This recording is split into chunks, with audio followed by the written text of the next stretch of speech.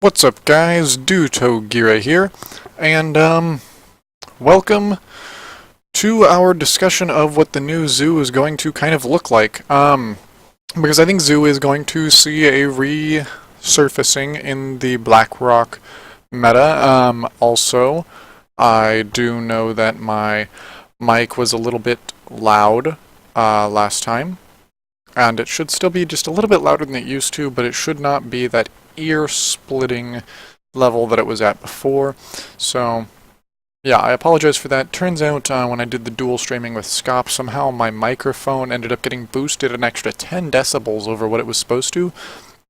And that might not sound like a ton, but that's actually a lot of extra sound being output. So, without further ado, let's get into what I think the new zoo deck will look like, and I know I should be Theorycrafting Priest, but quite frankly, I don't think Priest is getting affected much by the new meta. I think Zoo is kind of going to be the most novel kind of deck. I know there will be probably a Dragadin, I guess you could call it, that will be pretty strong, but yeah. Of the decks that we already have an archetype for that will see improvement, I think Zoo will be improved the most. So, what changes with the newer Zoo deck? Obviously, you still run Power Overwhelming and Flame Imp being very powerful cards. You're still running Abusive Sergeant to help you trade up, Elven Archer, because Elven Archer helps you ping your own minions or trade up if necessary.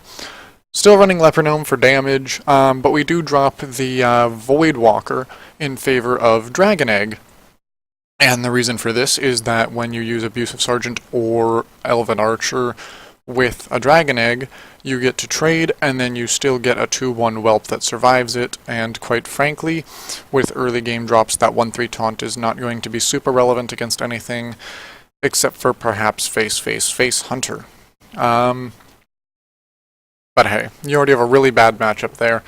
I don't think the Void Walker is that necessary a card, being that it's really the worst of the 1-drops that Zoo actually does play. So what else changes? We're still running Direwolves, because that helps you activate your Dragon Egg, it helps you activate Nerubian Egg, and it just helps you trade up. You still run Haunted Creeper, because it's a really durable minion, and that's all you can ask for in Zoo is durable minions. You still run Ironbeak to get through taunt, you still run Knife Juggler, because that card defines Zoo. You still run Nerubian Egg, obviously, because, well, this deck fits better with the new eggs than the old Zoo deck did.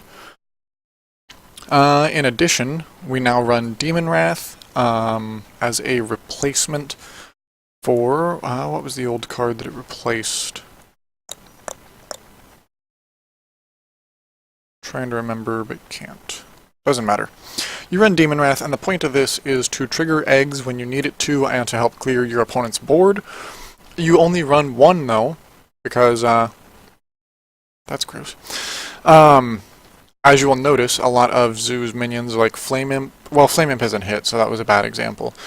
But things like Direwolf Alpha and Knife Juggler and Haunted Creeper and Abusive Sergeant, those all get hit by Demon Wrath. So you don't want to run two of them, because honestly, you'll end up in situations a lot of time where you clear your own board if you run two.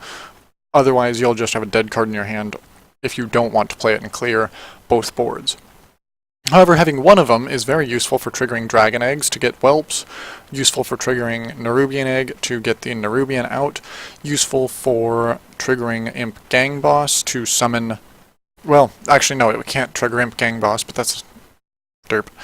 But yeah, it also will not kill Flame Imp, it can trigger Haunted Creeper if you want it to, and it can trigger Leper Gnome if you need it to. So, kind of versatile. I think it's worth running as a one-of in Zoo, especially just for its ability to trigger the eggs. You also run Imp Gang Boss as a far superior Harvest Golem. It is a 3-mana 2/4 demon. This is an improvement over the 3-mana 2/3 mech that you see with Harvest Golem. One, this isn't hit by Demon Wrath, unlike Harvest Golem. Neither are the 1/1 Imps spawned, unlike the Damaged Golem.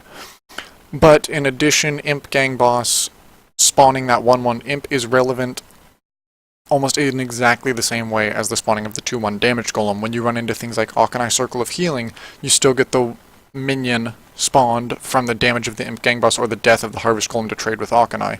When you run into Brawl, okay, I guess Brawl is an exception.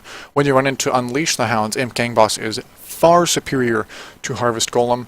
When you run into Ecology Consecrate, basically the same thing is spawned. I guess you have one less attack, but you have a demon. Not really that relevant in this deck, other than for surviving Demon Wrath, but still. Running into cards like Flame Strike means that, you know, you basically end up in the same situation as against Consecrate or Swipe.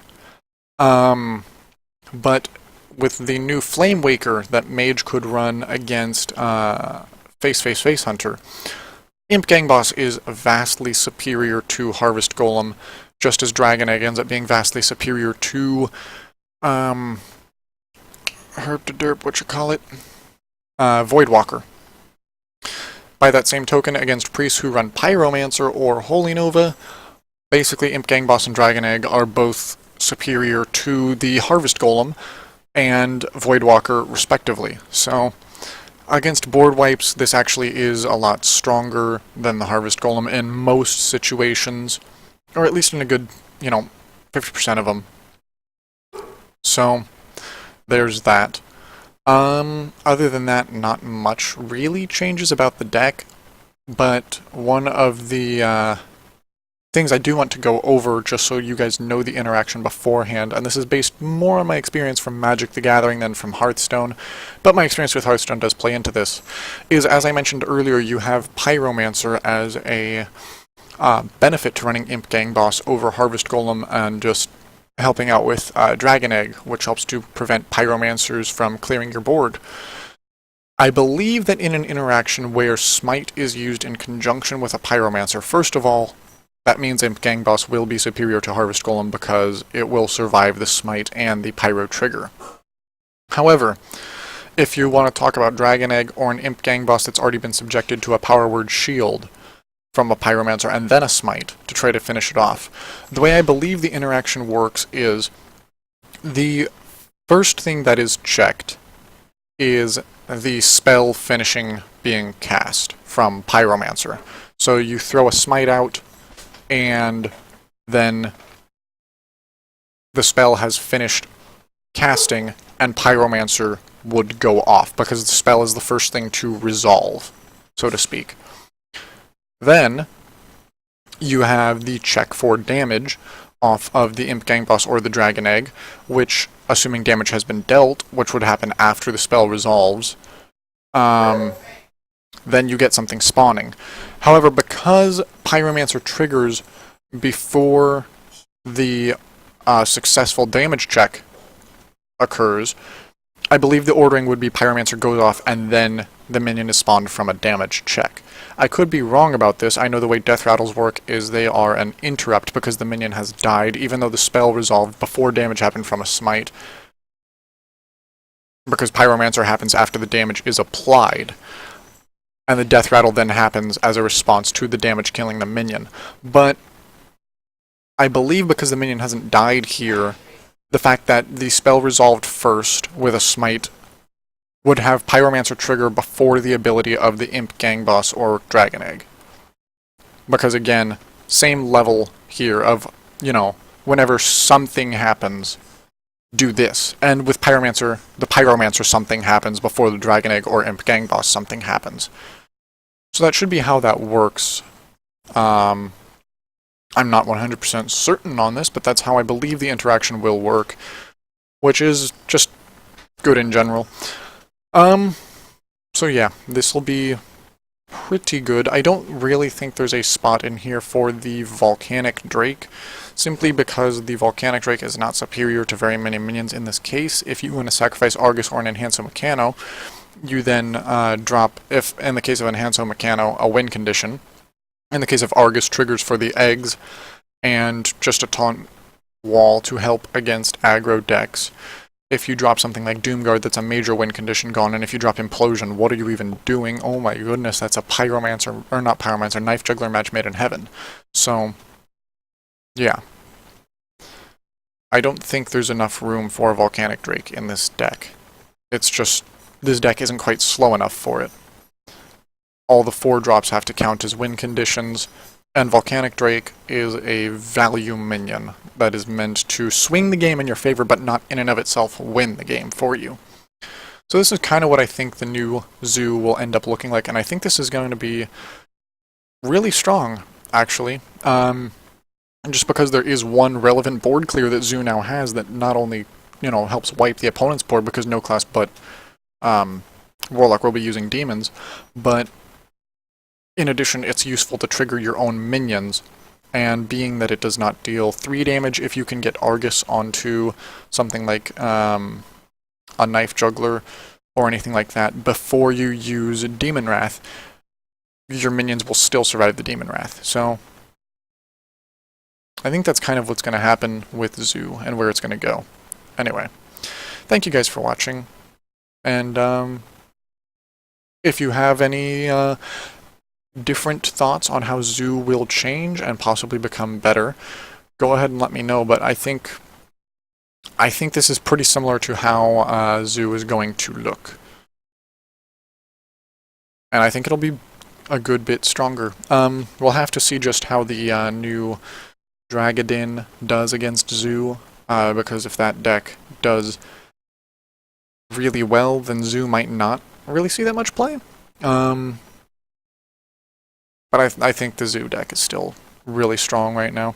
Additionally, just for anyone watching on YouTube who cares, I will not be doing some sort of Theorycraft with Priest for this new meta, because all I really think is going to change is we're going to get Mr.